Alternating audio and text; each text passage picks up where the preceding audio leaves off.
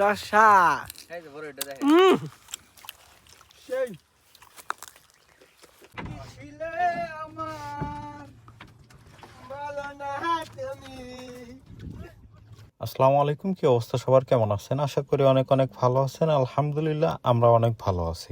হাইস private car এবং travelling video অনেক দিয়েছি, তবে আজকের ভিডিওটা একটু অন্যরকম। অনেকেই অবগত আছেন যে আমাদের বাসাটা হলো সিরাজগঞ্জ জেলার বেলকুচি উপজেলা। তো বেলকুচি উপজেলার মধ্যে অনেক চর অঞ্চল রয়েছে যেগুলোতে আমাদের কখনো আগে পরে যাওয়া হয় নাই, তবে আমার সাথে যে ভাই বেরাদার গুলা আছে এগুলা অনেকবার গেছে এই চরে। তো ওদের সাথে নিয়ে আমরা আজকে যাচ্ছি হলো বেলকুচির ১৬শত জাঙ্গালিয়ার চরে। চর অঞ্চলের মানুষের সবচেয়ে জনপ্রিয় রাস্তা হচ্ছে নৌপথ বা নৌকাতে, যেটা এখন সম্ভব না। এর কারণে আমরা এখন যাচ্ছি মোটরসাইকেল নিয়ে। যেহেতু এখন বর্ষার মৌসুম না, এর জন্য নৌপথে যাওয়ার মতো কোনো ব্যবস্থা নাই, যদিও আছে সেগুলো অনেক ঘোরা হবে, যার কারণে আমরা মোটরসাইকেল নিয়ে যাচ্ছি। আর মোটরসাইকেল নিয়ে যাওয়ার জন্য আমাদের যে ভোগান্তিটা হচ্ছে এটাও আপনাদের সাথে শেয়ার করব। আর এই যোগাযোগ ব্যবস্থা শুধু আমাদের একদিনের জন্য, কিন্তু চর অঞ্চলের মানুষের নিত্যদিন বা প্রতিদিনের এই রাস্তা, তো ওনাদের কষ্ট অবশ্যই আপনাদের কাছে তুলে ধরার চেষ্টা করব।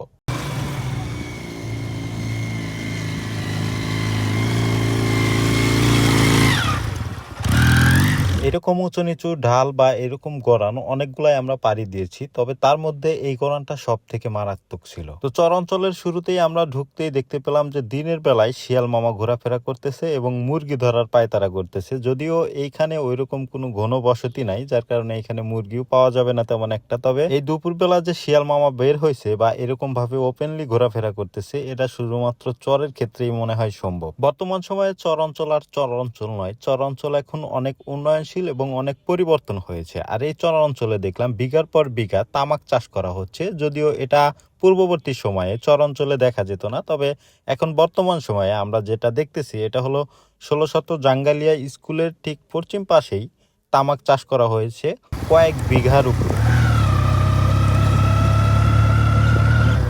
এটা হচ্ছে ১৬০০ জাঙ্গাইলা স্কুল। তো বর্তমান সময়ে যে জাতীয় নির্বাচন হচ্ছে এটার পরিপ্রেক্ষিতে অনেকেই ভাবতেছে আমরা হয়তোবা নির্বাচনী প্রচারণার জন্য চলে আসছি বা ঘোরাফেরা করতেছি, তবে আমরা এখানে এরকম কোনো পরিকল্পনা নিয়ে যাই নাই। আমরা শুধুমাত্র গিয়েছিলাম চর অঞ্চল দেখার জন্য এবং চর অঞ্চলের দেশি বড়ই খাওয়ার জন্য। এবার আইছেন সেই বড়ই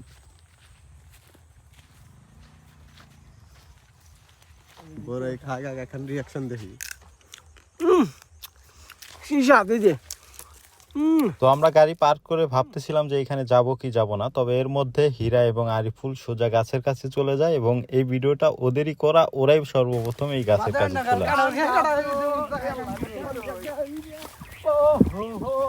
ওই একই জিরো খাইলাম নাকি ভাই শুরু কি ভাই গোস্তলা এই যে এই যে রসা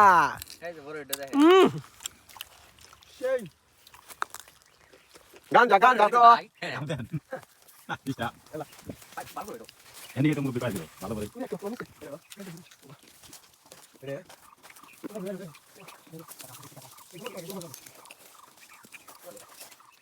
তো হীরা এবং আরিফুল সর্বপ্রথম যেই গাছটির কাছে যায় ওটা একটা বাড়ির গাছ, অর্থাৎ একজনের বাড়ির পাশে ওই গাছটা, যার কারণে ওইখানে বেশিক্ষণ আমরা দেরি করতে পারি না।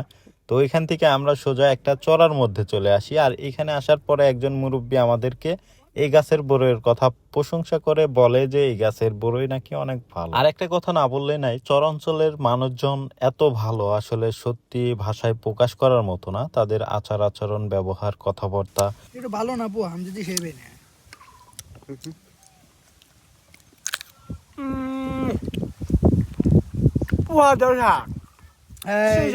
এটা মাল বাড়াইছে। হ্যাঁ, তো বড়ই খাওয়ার পরে আমরা কয়েকটা নদী অর্থাৎ কয়েকটা চর অঞ্চল পাড়ি দিয়ে আমরা চলে আসি যমুনা নদীর মেন শাখা অর্থাৎ যমুনা নদীর একদম মিডল পয়েন্টের দিকে।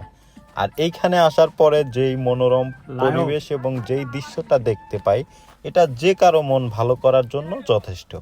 এটা কোনো নীল দরিয়া বা নীল সাগর নয়, এটা আমাদের সিরাজগঞ্জ জেলার বেলকুচি উপজেলার চর অঞ্চলের যমুনা নদী।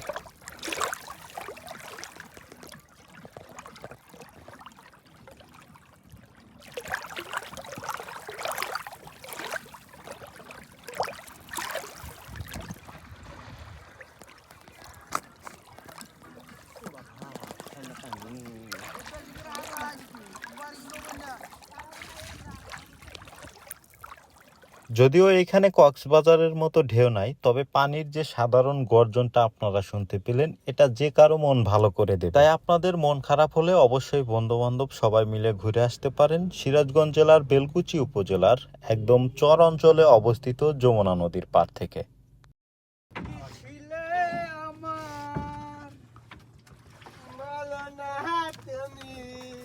যদিও এটা উন্নত মানের কোনো পর্যটন কেন্দ্র নয়, তারপরেও অসাধারণ দৃশ্য এবং মনোরম পরিবেশ পাবেন এখানে। তো সবাই ভালো থাকবেন, সুস্থ থাকবেন, সেই সাথে আমাদের জন্য দোয়া রাখবেন।